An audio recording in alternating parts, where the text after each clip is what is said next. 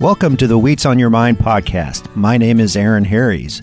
Wheats on Your Mind is brought to you by the Kansas Wheat Commission and Kansas Association of Wheat Growers. On this episode, my guest is Kansas Wheat's own Cindy Falk.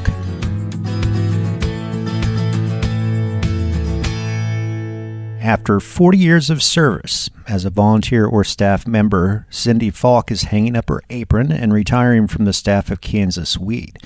Cindy began at the Kansas Wheat Commission in 1985 as a volunteer Speak for Wheat spokesperson and part-time nutritionist from 1989 to 1994.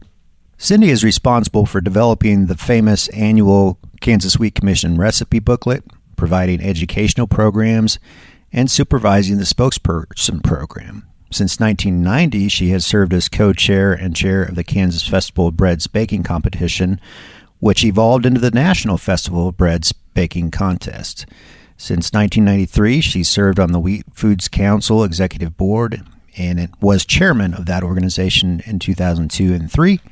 She earned a BS in Human Ecology from Kansas State University in 2004. She was the recipient of the Friend of Extension Family and Consumer Sciences Award. So, a long and illustrious career. Cindy, welcome to the podcast. There aren't many people like you anymore who spend 40 years dedicated to an organization, and so it's something to certainly be proud of. And you're famous. You're on TV a lot, on WIBW and TV, and I know there's many wheat farmers across the state who recognize you. But maybe as a refresher, why don't you tell us about yourself, where you grew up and where you went to school and your family? Well, thank you, Aaron. I've thoroughly enjoyed this job, or I wouldn't have stuck around for 40 years. I grew up on my grandparents' farm near Laclede, Kansas, and I had 2 older brothers and 2 younger brothers. So, there was never a quiet moment. Yeah. My grandparents raised wheat and registered Hereford cattle. My mom was a wonderful seamstress, cook, and baker, and I credit her for teaching me these skills at a young age. The boys helped Dad, and I helped my mother prepare meals for harvest crews and farm workers. And I think that's where my love of food and baking and feeding people took root. And I graduated from Onega High School, where I was really involved in FHA, which is now called FCCLA. Right. And served as president. Of course, I participated in forensics and class plays, and I was a 10-year member in Potawatomi County 4-H. And one of my major projects, of course, was foods. And I began giving demonstrations when I was in grade school. These were bread demonstrations at the county fair and then on to the Kansas State Fair. Yeah. You got an extended family now. Tell us about your kids and where they live. We are blessed to have 2 sons and 2 daughters. And then now I have 2 son-in-laws and 4 grandchildren. So they live local to Los Angeles. So you and your husband, Milton. I know Milton's your professional driver and drives you across the country to see the grandkids. A lot of miles on that car. And also thanks to my husband, Milton, for driving me from coast to coast to Home Baking Association meetings and National Wheat Foods Council meetings. Yeah. Well, you've seen a lot of the country that way. I know that. So how did you get connected with the Kansas Wheat Commission back in the 80s? As you probably have heard me say, I was a stay-at-home mom for 10 years. And one day, the Kansas Wheat Commission nutritionist, Sharon Davis, called me. She was starting a volunteer Speak for Wheat spokesperson program, and somebody had recommended me. Well, I'm glad that she called me back in January 1985, because that one phone call truly changed my life. So I started as a volunteer, and I remember our first training was in May of 1986. We had a dinner meeting at the WOYM Hotel in downtown Manhattan. And that is where I first met the Kansas Wheat Commission staff. And I was just so impressed with the people and their passion they had to promote Kansas wheat and home baking that I joined as a spokesperson. Now, at that time, we had 12 spokespersons, and today we've grown it to about 30 spokespersons. How many different ladies do you think have been spokespersons over the year? I mean, you have 30 now, but several dozen, I'm sure. Before I retired, I thought it was important to write the history of the Kansas Wheat Speak for Wheat spokesperson program, and I did list all of those spokespersons. I'd have to take a guess, probably 70 to 75. And most of our spokespersons are wheat farmers, they're family and consumer science educators, registered dietitians, retired KSU extension agents, and very talented home bakers. So back in the 80s when these spokespersons were out there, home baking was probably a little bit of a bigger thing, wasn't it? What kind of events were these presentations made at? My first demonstration, and many of our spokespersons did demonstrate at the Kansas State Fair on the Pride at Kansas stage. And my very first demonstration was called Neat Wheat Treats. So that was back in September 1986. But we went out to a lot of the counties. The extension agents would invite us out to provide programs. We did a lot of Ag Day events. What was the message at that point in time? Were you mainly talking about wheat nutrition or talking about how to make bread or all of the above? All of the above. Wheat production, bread making tips. We demonstrate recipes and talk about nutrition and answer a lot of questions about home baking. And all ages, I'm assuming, groups of kids and adults? Oh, yes. Classroom programs, Ag Day events at farms, you name it. When did your involvement with the Wheat Foods Council begin? As soon as I took the full-time position. When I first started, Sharon Davis, the Kansas Wheat Commission nutritionist, was a leader in that organization. So when she left the commission and I accepted the full-time position, I really started getting involved with the Wheat Foods Council because our wheat producers are a major funder of that organization. And our staff has provided leadership over the years. Yeah, and just a reminder to listeners that, domestic marketing is a big component of what we use wheat checkoff dollars for, in addition to international marketing and research. We export roughly 50% of the wheat we grow in Kansas every year overseas, which means half of that's staying in the state. A lot of that is milled into flour right here in Kansas. And Cindy's job and her colleagues is not easy because there's different types of wheat and different types of flour, so plenty of educational materials. And Cindy, I know you wrote a history for the Wheat Foods Council, put a lot of work into that, and maybe we can talk about some of the changes in messaging and fads maybe you've seen over the history of your career, because you've seen all the different diets come and go, the Atkins, the wheat belly. I mean, when you started, was there a lot more positive perception about wheat, do you think? Yes, and then we had the fad diets and the fad diet books out, and people on TV talking about these books.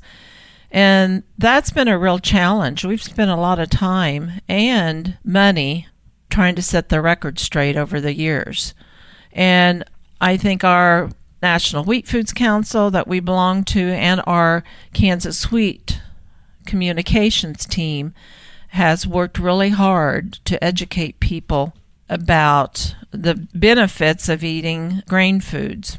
It certainly has been challenging to address different audiences and combat the different diet fads that have come out there. But I think one thing the Wheat Foods Council has done is used a lot of science, right? They've had a lot of good researchers and dietitians throughout years. Yes, we base everything on scientific research, and we have professionals that are good spokespersons for the council, that present at national conferences. They conduct webinars. Athletes sometimes? Yes, certainly. Triathletes, I think we had one. Yes. Yeah.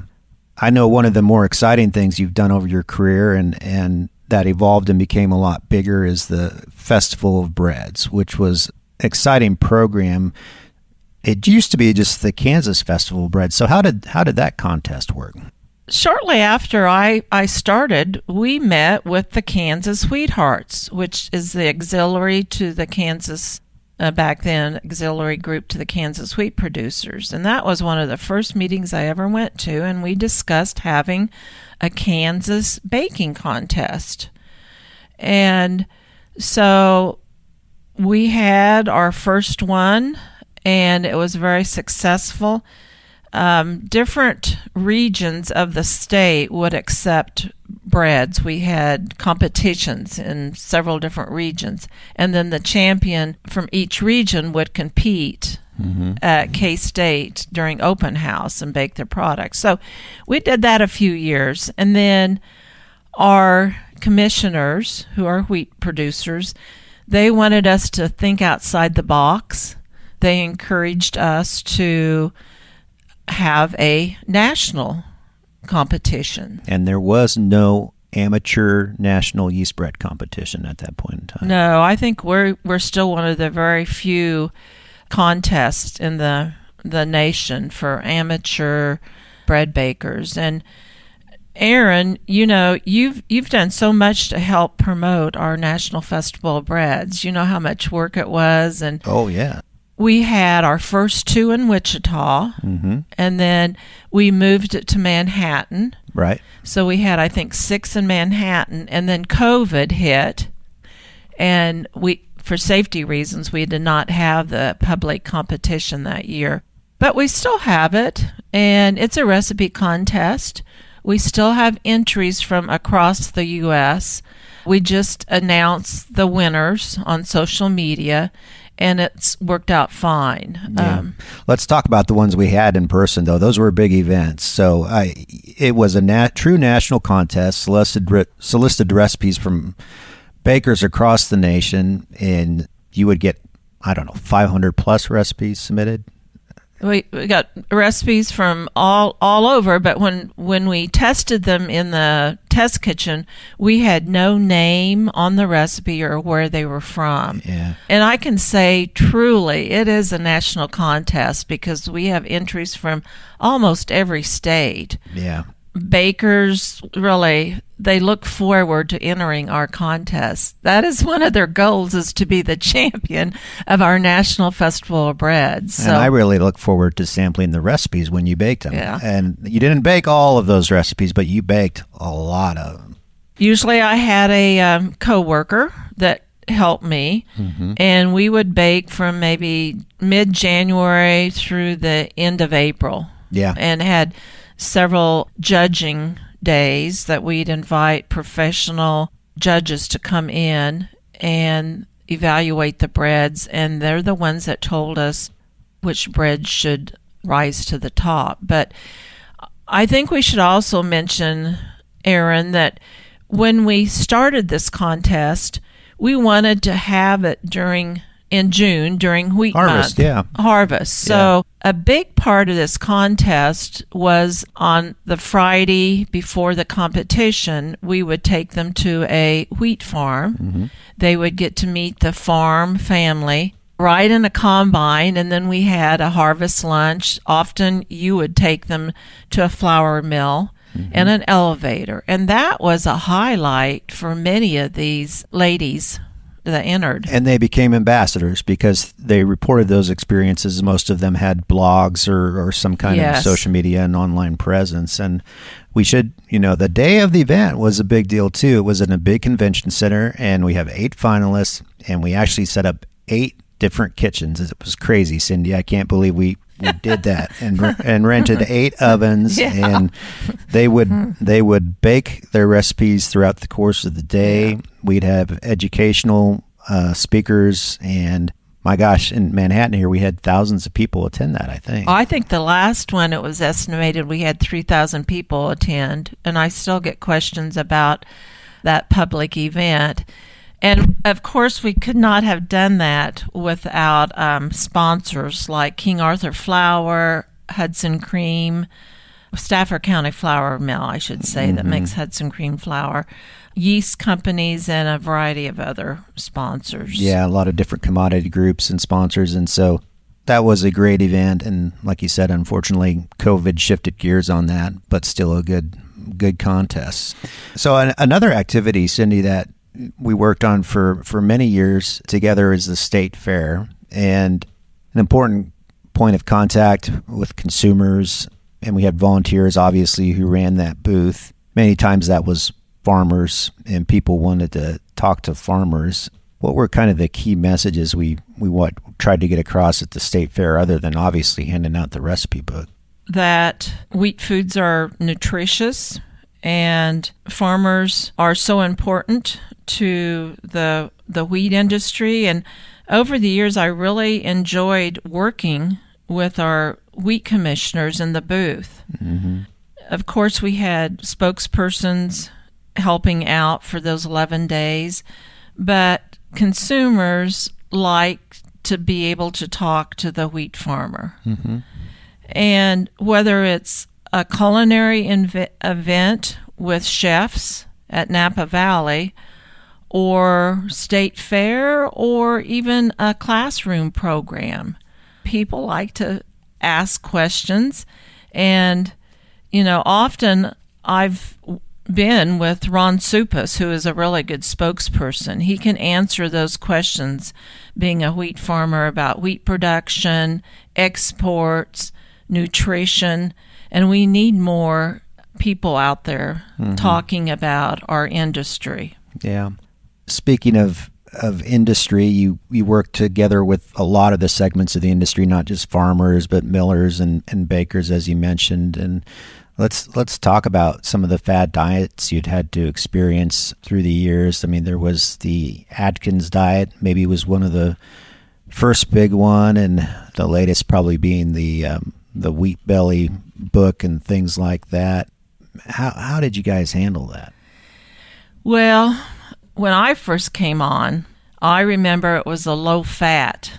Oh, okay. Low-fat diets were popular, and we just had to address these issues head on. And we took an aggressive stance in safeguarding the reputation of the grain foods. I just remember getting so many questions about, do you have fat-free recipes? So I developed a fat-free dessert. It was called Fat-Free Chocolate Squares, and we put that recipe in our 1994 book. So that's what I remember. And then we had it was about in 2003, as I remember, the anti-carb craze, and that was a force to behold. And so we spent more time educating consumers about the goodness of grain foods. You also work closely with school service, too, right? Oh, definitely. Both in-state, the Kansas Wheat Commission used to sponsor a baking contest for school food service.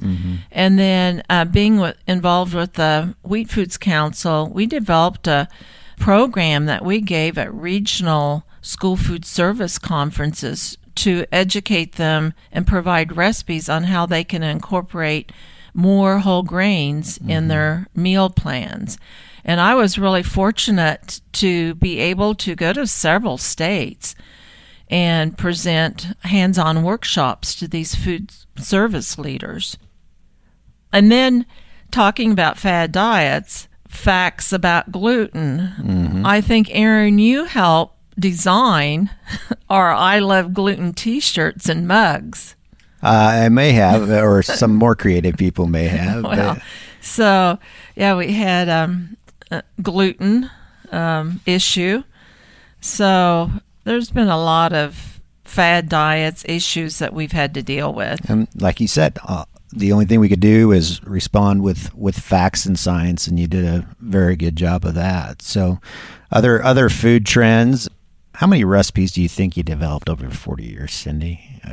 Well, my very first recipe booklet that I worked with Sharon Davis on was in 1988. And how far back do those books go?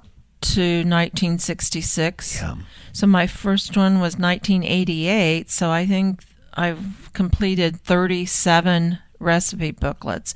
So this is a tradition in Kansas, and many of these books are handed out to national audiences. Mm-hmm. Groups will ask for these books to take to conventions to represent Kansas. Yeah, and you hand out not only at the state fair, but like at state extension meeting to extension agents through all over the county, a pretty wide distribution. And of course, now they're online digitally too, but I can't imagine the number of recipes you've created over the year. Not only that, but done the nutritional analysis on them, evolving ingredients like bulgur and bran and things like that. You remember when you started working with bread machines? Yes. Bread machines first came on the market, and I remember in our test kitchen, we were going to get our first bread machine.